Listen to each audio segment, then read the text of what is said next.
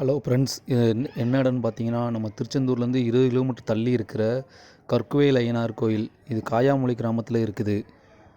இங்கே சுற்றி பார்த்தீங்கன்னா செம்மண் தான் ஃப்ரெண்ட்ஸ். இது ஒரு சிவப்பு பாலைவனம்னே சொல்லலாம். பாலைவனம்னே சொல்லுவாங்க. ஆனால் இங்கே மழை பெய்யுமான்னு கேட்டிங்கன்னா கண்டிப்பாக மழை பெய்யும். இது பாலைவனம்னு சொல்ல மாட்டாங்க.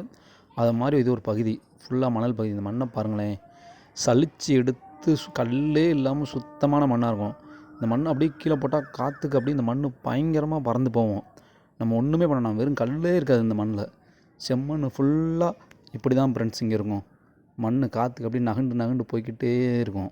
நம்ம எதுவுமே பண்ணனாலும் மண் இங்கேருந்து ஒரு குன்றுலேருந்து இன்னொரு குன்றுக்கு அதுவாக மாறிக்கிட்டே இருக்கும்.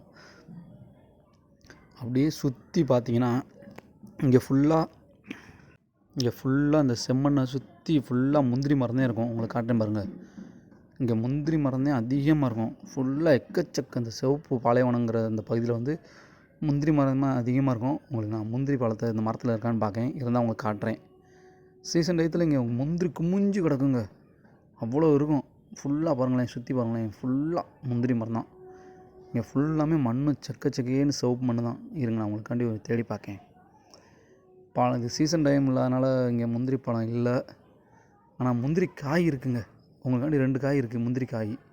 இந்த காய் பழுத்து இனிமேலேருந்து முந்திரி கொட்டை வெளியே வரும். அதுன்னு சொல்லுவாங்க, முந்திரி கொட்டை மாதிரி முந்தாதன்னு நம்மளே சொல்லுவாங்கள்ல, அது இதை பார்த்து தான். இந்த காய் இனிமேல் பழுத்து இதிலேருந்து முந்திரி கொட்டை வெடித்து வெளியே வரும். இதுதான் முந்திரி மரம். நல்லா பார்த்துக்கோங்க. நானும் உங்களுக்காண்டி சுற்றி தேடி பார்த்தேன்.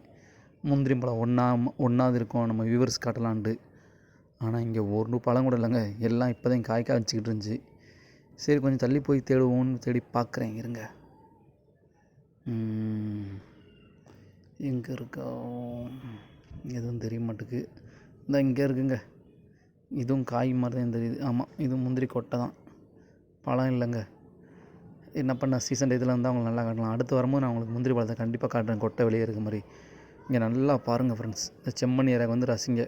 பாய், வெல்கம்.